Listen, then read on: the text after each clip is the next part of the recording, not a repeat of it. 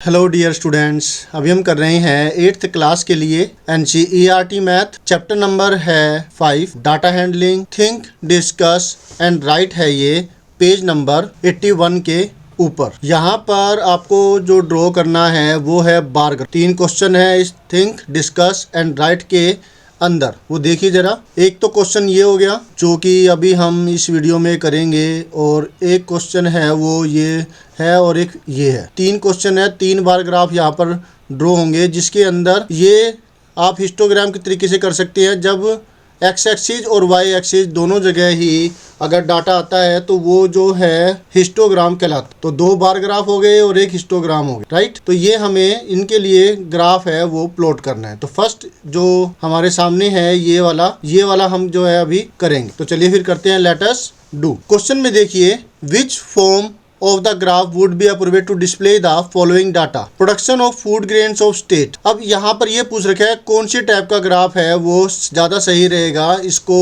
जो ये जो टेबल दे रखी है इसको प्लॉट करने के लिए। तो इसके लिए आप पाई चार्ट भी इस्तेमाल कर सकते हैं। और ग्राफ की अगर बात करें तो ग्राफ जो है वो यहाँ पर तो बार ग्राफ ही इसके अंदर यूज होगा, क्योंकि यहाँ पर जो नीचे है कोई ऐसे अप्रोप्रिएट टेबल नहीं है। जैसे संडे, मंडे, ट्यूसडे भी दी जाती है, वैसे ही ये 2001, 2002, 2003, 2004 इस तरीके से ये साल दे रखे हैं।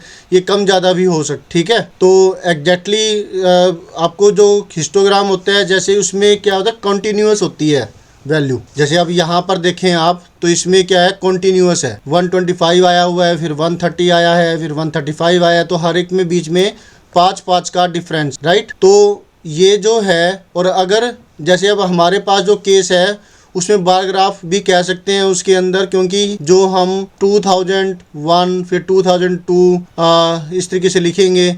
और जैसे हम संडे मंडे का कोई एक हफ्ते का हमें डाटा दे रखा है तो उसके लिए भी हम ग्राफ प्लॉट करते हैं, तो वहाँ बार ग्राफ का इस्तेमाल हम करते हैं। जैसे कि कोई यहाँ पर हमें एग्जांपल अगर मिलता है तो देखते हैं बार ग्राफ के लिए। देखिए जैसे ये ना, जुलाई, अगस्त, सितंबर, अक्टूबर इस तरीके से मिला हुआ है, तो हम इसके लिए जो है ग्राफ प्लॉट करते हैं, है ना। ये देखिए मैथ के लिए आ गया, तो ये यहाँ पर ये बीच में गैप आ गया, है ना। तो बार ग्राफ में गैप आ जाता है, लेकिन जो हिस्टोग्राम है उसमें ऐसी इस प्रकार से गैप नहीं आता, राइट। वो कॉन्टिन्यूअस होता है। जैसे यहाँ पर है ये कॉन्टिन्यूअस है। देखिए नीचे भी टेबल दे रखी है, 10 to 20, 30 to 40, 50 to 60 इस तरीके से, और कोई भी गैप नहीं है, कॉन्टिन्यूअस है। पहले आपका ये आ गया, फिर ये आ गया, है ना। तो ये जो है हिस्टोग्राम है। फिर जो ये वाला है रेक्टेंगल बना हुआ है, जो ये आ गया। इसी तरीके से और आगे जो है कॉन्टिन्यूअस चला हुआ, तो हिस्टोग्राम कहलाता है ये।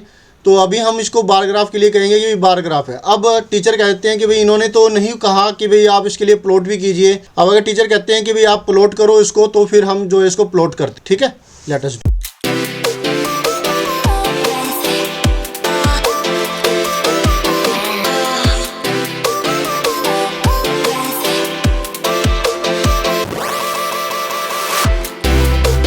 तो ये ग्राफ मैंने पहले लिख लिया है, जिसमें यहाँ पर आप देख रहे हैं मैंने 10-10 की टेबल ली है। 10, 20, 30, 40, 50 इस प्रकार से आप बराबर दूरी लेकर ही कीजिएगा। यहाँ ना एग्जैक्टली होना चाहिए ये लाइन के ऊपर। ये ना हो कि लाइन से ऊपर नीचे ऐसा हो जाए, ऐसा बिल्कुल भी मत कीजिएगा, ठीक है। तरीके से, बिल्कुल अच्छे तरीके से आपको करना है। तो नीचे मैंने जो है गैप छोड़ा हुआ है, यहाँ ये गैप छोड़ दिया, ये गैप छोड़ दिया, है ना। और फिर एक एक गैप छोड़ करके मैंने जो ईयर्स है वो लिखे हैं, 2001, 2002, 3 एंड सो ऑन। अब 2001 के अंदर यहाँ पर आपको मिला हुआ है 60, तो फिर हम जो है 60 है ये करते हैं प्लॉट। रेक्टेंगल का हम इस्तेमाल करेंगे बार ग्राफ के लिए। जैसे मैं यहाँ पर अगर करूँ एग्जैक्टली, तो ये जो है 60 तक जाएगा, है ना। ये आ गया, और एग्जैक्टली लेना, ये आ गया, ये बन गया, प्लॉट कर दिया मैंने। अब यहाँ पे एग्जैक्टली थोड़ी सी दिक्कत आएगी, इसलिए आप जो है ना आप अप्रोप्रिएट बिल्कुल सही से लीजिएगा, ठीक है। लीजिए। अब इसी प्रकार से अब आपको एक और लेना है, जो कि मैं इसी को आगे जो नेक्स्ट हमें प्लॉट करना है वो किसके लिए प्लॉट करना है, हमें करना है 50 के लिए। 50 के लिए या 2002 के लिए? 2002 के लिए। 2002 के लिए 50 हमें गिवन है। तो हम इसके लिए जो है शेप लेंगे रेक्टेंगल की वही, और फिर यहाँ पे गैप मैं कर दे, ठीक है।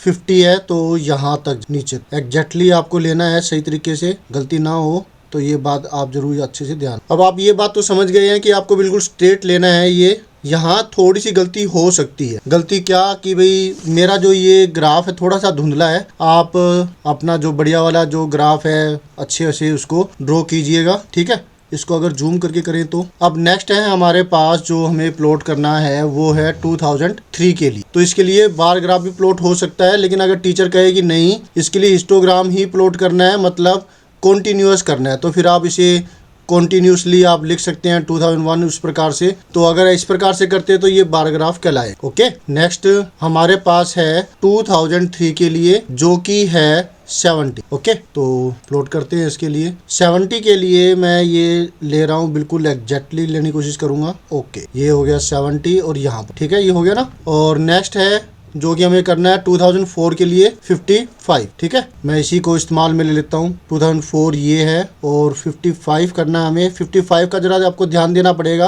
कि इसके लिए 50 और 60 के बीच में आ रहा है, राइट। 50 और 60 के बीच में ये वाली चीज आपको दिखाई दी है, यहाँ पर ये चीज होगी जो कि आपको करनी है, बिल्कुल बीच में लेना है, ठीक है, 50 और 60 के बीच में। तो वो जो है वो होगी ये वाली, ठीक है ना, कर लेंगे ना अच्छे से। ओके, तो इस मामले में ना टीचर के साथ मेरी थोड़ी सी, आपकी जो टीचर की सोच है और मेरी जो सोच है इसमें फ़र्क आ सकता है, क्योंकि अगर बोर्ड का एग्जाम है तो सबका एक जैसा ही रहता है कि हाँ भाई ये गलत नहीं होगा, ठीक है। तो वो क्या पता कह दे कि भाई नहीं ये तो हिस्टोग्राम नहीं होगा, सॉरी ये बार ग्राफ नहीं होगा, हिस्टोग्राम होगा। तो वो आप बात ध्यान रखिएगा। वैसे ये बिल्कुल ठीक है, कोई दिक्कत नहीं है। 2005 में 80 अब है, 80 हमें करना है। तो फिर 5 में यहाँ पर 80 है, तो 80 कहाँ तक बढ़ाए, ये रहा, यहाँ तक बढ़ाना होगा। ये हुआ 8। और नेक्स्ट है 2006 के अंदर, आप देखेंगे 2006 के अंदर 85 है, तो फिर ये 85 80 और 90 के बीच में होगा। तो यहाँ पे जो है यहाँ पर हो, ये वाली जो जगह है ये 85 होगी, दोनों के बीच में, ठीक है ना, समझ में आया आपको, गुड। तो फिर 2006 में 85 ये 80 आ गया। 80 के बाद थोड़ा सा ऊपर करेंगे, यहाँ ये 85 है और ये 90 है, इसके बीच में यहाँ पर हमें ये छोड़ना होगा, ग्राफ प्लॉट करना। तो आप तरीके से बिल्कुल स्केल का इस्तेमाल करना है आपने, पेंसिल बिल्कुल साफ होनी चाहिए। और एक बात जरूर याद रखिएगा, मैंने देखा है कि बच्चे क्या करते हैं, जो ये वाली जो है ना, ये वाली लाइन है, ये रफ हैंड से कर देते हैं। वो क्या करेंगे, इस पर ये इस तरीके से रफ हैंड से अलग से दिखाई देती है ये चीज, ऐसा ना कीजिएगा, टीचर को पता लग जाता है और फिर वो मार्क्स काट लेते हैं, फिर कहते हैं हमारे मार्क्स कहाँ कटे, हमने तो बिल्कुल ठीक किया था। तो ये स्टूडेंट्स इस प्रकार से हमने ये वाला जो पार्ट है कर लिया, कॉन्ग्रेचुलेसन। और अब इसके बाद जो नेक्स्ट वीडियो में हम करेंगे, इसका जो नेक्स्ट पार्ट है वो होप सो आपको अच्छे से समझ में आ गया होगा। कोई दिक्कत है तो आप कमेंट कर सकते हैं, मैं आपकी जो प्रॉब्लम है उसको सॉर्ट आउट करूंगा, उसको बताऊंगा कि क्या दिक्कत हुई है, और आपको कोई भी जो क्वेरी है आप पूछ सकते हैं, मैं उसका सोल्यूशन करने की पूरी कोशिश करूंगा। तो thank you students for watching our video. अच्छा, एक बात और, ये कई बार कहते हैं टीचर्स की भाई कई बार तो कहते हैं कि नहीं चलो ठीक है ओके चलता है, लेकिन आप जो है ना स्केल लिख दीजिए। स्केल क्या है, जैसे कि ऑन एक्स एक्सिस पे तो नहीं है, हमने तो सिर्फ वाई एक्सिस पे लिया। वाई एक्सिस मतलब जो वर्टिकल एक्स है ये वाली, ठीक है। इस वर्टिकल एक्सिस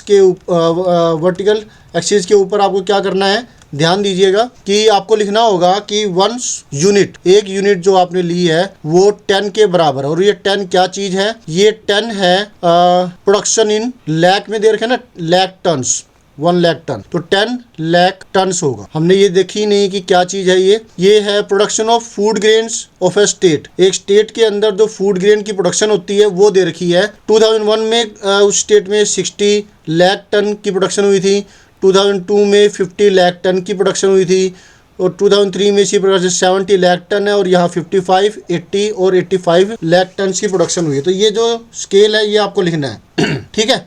नेक्स्ट थिंग जो आपको ध्यान देनी है वो ये है कि आपको यहाँ पर लिखना होगा कि वाई एक्सिस किसको शो कर रही है, यहाँ पर आप लिखेंगे वो चीज़। तो उसके लिए आपको क्या करना होगा, यहाँ पर लिखेंगे, जैसे मैं यहाँ लिख देता हूँ कि ये प्रोडक्शन है इन लाख टन्स, तो वही चीज़ हम लिखेंगे प्रोडक्शन इन लाख टन। तो ये जो चीज़ है आपको ये लिखनी होगी, ठीक है ना, याद रहेगा, गुड। और इसको मैं ऐसे घुमा करके और फिर ये यहाँ पर लिख दे, तो आपको भी ये अच्छे से लिखनी है, याद रहेगी ना यहाँ। और एक एरो साइन और लगा दीजिए इस पर, और एरो साइन ऊपर की तरफ। इसी प्रकार से आप नीचे जो है वाई एक्सिस पर क्या चीज़ है ये होगी ईयर्स, तो यहाँ पर आप ईयर्स लिख दीजिए, ठीक है। तो इस प्रकार से ये जो आपका है ओके हो गया, बार ग्राफ है। और अगर टीचर्स कहे कि ये क्या चीज़ है, हिस्टोग्राम करना है, तो आपको क्या करना होगा, सिंपल जो ये उठा करके यहाँ पे लगा दीजिए और इसको अलग सा कलर कुछ देंगे, ठीक है ना। जैसे मैंने इसको क्या किया, यहाँ पे लगा एग्जैक्टली, और इसमें बीच में गैप बिल्कुल भी नजर नहीं आना चाहिए। और जो ये है, जो 2002 है, वो फिर हम यहाँ लिख देंगे, ठीक है। इस तरीके से आपको ये करना हो। इसी प्रकार से 2003 यहाँ कर दिया, कॉन्टिन्यूस कर देंगे। फिर अगर ये हिस्टोग्राम के हिसाब से मान रहे हैं, कह रहे हैं कि हिस्टोग्राम है ये, तो इसमें आप ऐसे कर दी, ठीक है। वैसे ये बार ग्राफ का भी ओके है, कोई दिक्कत नहीं है इसमें। और इसको डिस्टिंग्विश करने के लिए आप इसमें कर सकते हैं अलग सा कुछ शेड, ठीक है ना। ये 2004 का हो गया, और अब ये वाला है, और इसके ऊपर आप वो चीज भी लिख सकते हैं कि ये जो नंबर इन्होंने दे रखी है वो आप लिख दीजिए, ठीक है ना। और याद रहे एग्जैक्टली लाइनिंग पर होनी चाहिए। अब देखो ये थोड़ा सा ना यहाँ पर बाहर आया हुआ है, तो इसके लिए क्या करेंगे, इसको थोड़ा सा आप तो रब कर देंगे और रब करके इसको सही कर लेंगे। मैं इसको ऐसे, ठीक है, थोड़ा कम ज़्यादा हुआ है, ये ग्राफ के अंदर प्रॉब्लम है, तो आप बिल्कुल एग्जैक्टली लीजिएगा, ग्राफ आपका बिल्कुल सही मिलेगा, ठीक है। तो इस तरीके से हमने ये वाला पार्ट है ये कर दिया। अगर आप इस तरीके से करते हैं तो ये बन जाता है हिस्टोग्राम, नहीं तो ये बार ग्राफ जो पहले किया था उस केस में बार ग्राफ हो जाएगा। नंबर लिखना चाहे तो लिख सकते हैं, यहाँ पर 60 लिख देंगे, ये हो गया 50, ये वाला जो है 70 हो जाएगा, ये 55, और बार ग्राफ अगर बना रहे हैं तो उसमें भी आप इसको ऐसे कर सकते, 80 और ये 85, ठीक है। Thank you students for watching your own video. मिलते हैं नेक्स्ट वीडियो में, जिसमें हम करेंगे जो नेक्स्ट इसका ग्राफ है। Always have a great bye.